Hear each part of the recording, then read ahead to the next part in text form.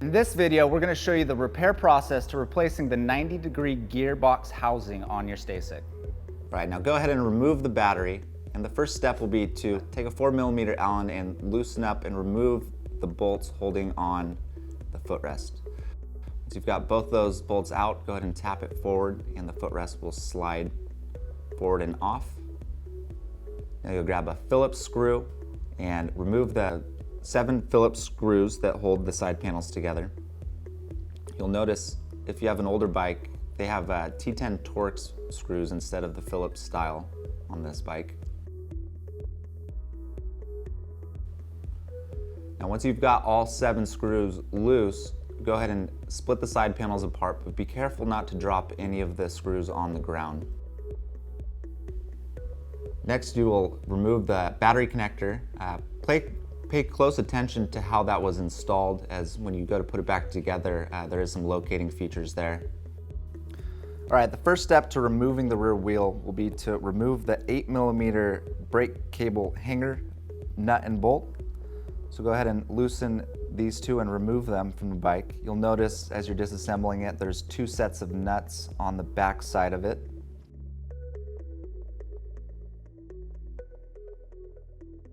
Now we're going to loosen this 10mm brake cable hanger bolt and nut. And pay attention to the orientation, but go ahead and remove all those parts.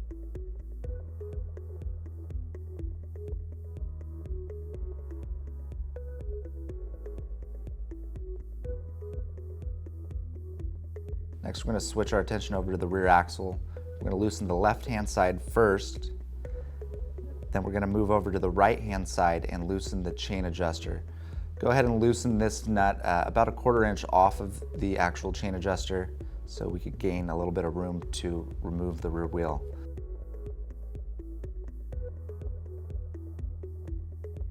Once we've got this piece loose, go ahead and grab your 15 again and remove the rear axle bolt on the right-hand side.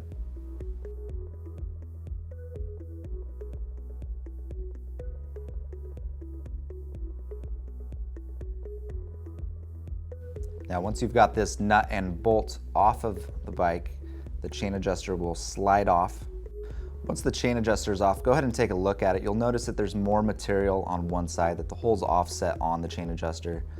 Now that you've got the chain adjuster off, go ahead and slide the rear tire forward, and this will give you enough slack to slip the chain off of the countershaft sprocket. Once you've got the chain off the countershaft sprocket there, go ahead and remove the rear wheel from the bike. Now we're going to switch our attention over to the drivetrain. We're going to take 4mm Allen and we're going to loosen up the 4 tapered Allen screws that secure the drivetrain to the frame. Please be aware these have a blue lock pouch on them, and in some cases they will require some heat to remove.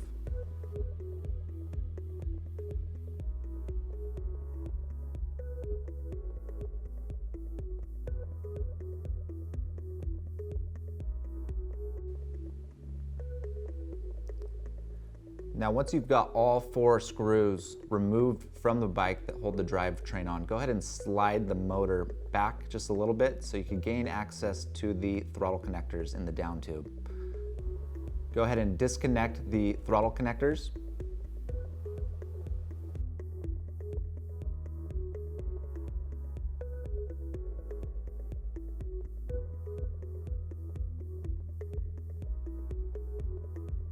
Now once you've disconnected these 2 connectors, go ahead and slide the entire drivetrain out the back of the frame.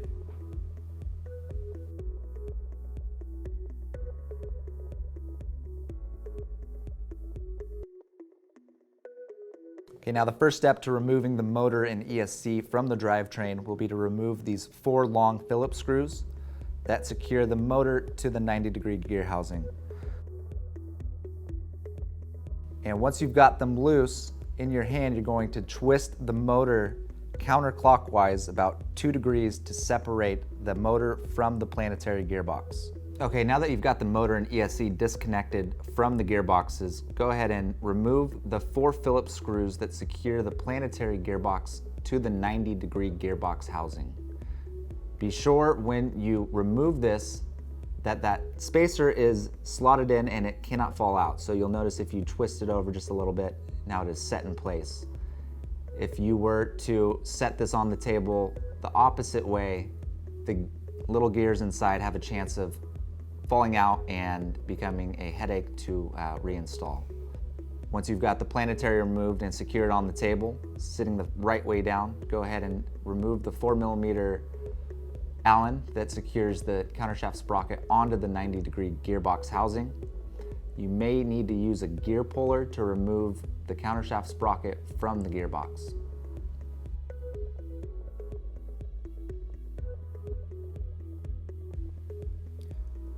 Now that you've got the countershaft sprocket removed from the old 90-degree gearbox housing, go ahead and grab the new one and reverse the process of disassembling it. So we're going to start with the 4mm Allen screw that holds the countershaft sprocket onto the 90-degree gearbox housing. Now we'll use a pair of channel locks to secure the 4mm Allen screw to the 90-degree gearbox housing. Once it's secure, go ahead and grab your planetary gearbox. Notice the locating feature on the 90-degree gearbox housing as well as the planetary gearbox, and get these two pieces lined up, and then go ahead and slide these two pieces together. Now that these pieces are installed, go ahead and lightly hold them together, and you can twist the countershaft sprocket forward and it will engage all the gears inside. If you notice anything binding or if it's hard to move, there's a possibility that something has been assembled wrong. Please go back and ensure that the planetary gearbox is spinning freely. Once you've got the planetary on there spinning freely, now you're going to go switch over to the 4 Phillips screws that hold the planetary gearbox back onto the 90-degree. Go ahead and tighten those down and reinstall the motor and ESC.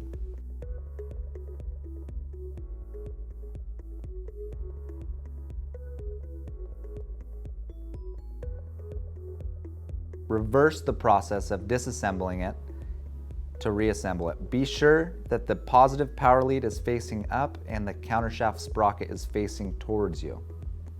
Go ahead and reinsert the long Phillips screws that secure the motor to the 90-degree gear house and tighten back up.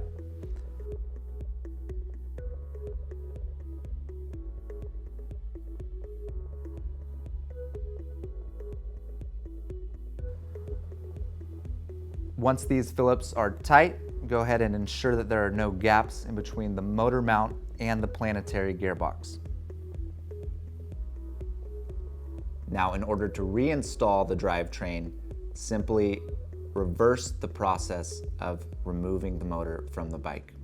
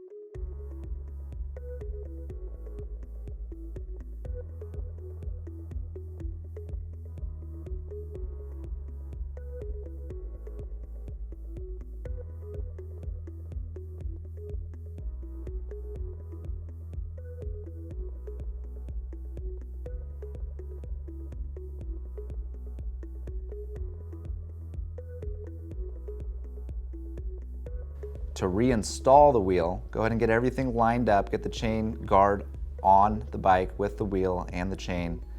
Go ahead and hold the tire up a little bit higher. You're going to reach through the gap in the frame, grab the chain, and then line up the axle onto the frame and slowly work the chain around the countershaft sprocket. Once you've got the rear wheel in place, you're going to start with the chain adjuster. Go ahead and get that back in place. Keep in mind the side with more material is closest to the sprocket. Next, go go ahead and reinsert the rear axle washer and nut on the right-hand side, and then you could switch over to the left-hand side and do the same. You're only going to go hand tight for this first step, as we need a little bit of wiggle room to get the brake drum lined up with the frame. Now we're going to grab the brake cable hanger and join these three pieces together with our 8mm nut and bolt that we just took off.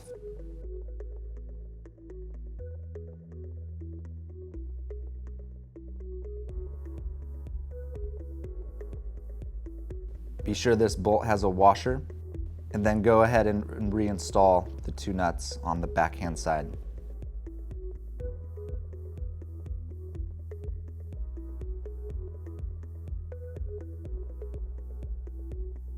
This process is going to be left finger tight for the time being until we switch over back to the chain adjuster and actually add tension to the chain. We're looking for about 2 to 3 millimeters of slack up and down, so go ahead and reach your fingers back there and check the adjustment. Once you're happy with the adjustment, you can go ahead and tighten the rear axles by grabbing your 15mm end wrench and snugging these two nuts up.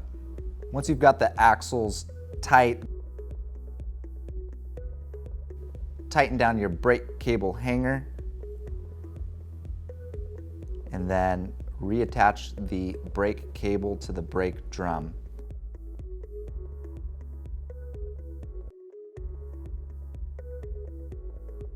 Go ahead and test the action on that brake hanger by pulling it with your index finger and finding where it actually engages. Once you've found where it engages, go ahead and let it loose so the rear tire is freely spinning and tighten the 10mm bolt down again. Next, you'll actually test the action of the rear wheel by spinning it and pulling on the brake to make sure that it's got minimal movement before the brakes are actuated. To reinstall the side panels, go ahead and start with the left-hand side and notice the locating features on the side panel that will help the ESC sit securely in there. Once you've got that in position, go ahead and switch your attention to the battery connector and get the locating features lined up and in place.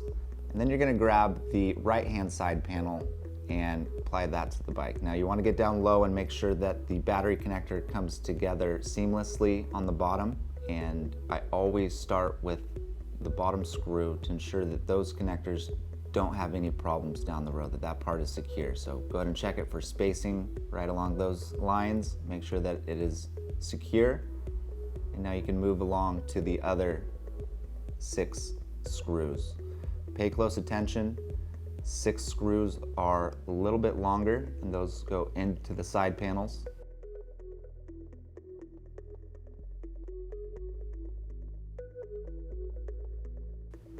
The last screw will have a washer on it and will be a little bit shorter. This piece is to connect the side panel with the chain guard by the rear wheel. The last step will be to reinstall the footrest. Go ahead and slide the footrest on. You may need to tap it to get the holes to line up. Once the holes line up, go ahead and throw the bolts through and tighten them down.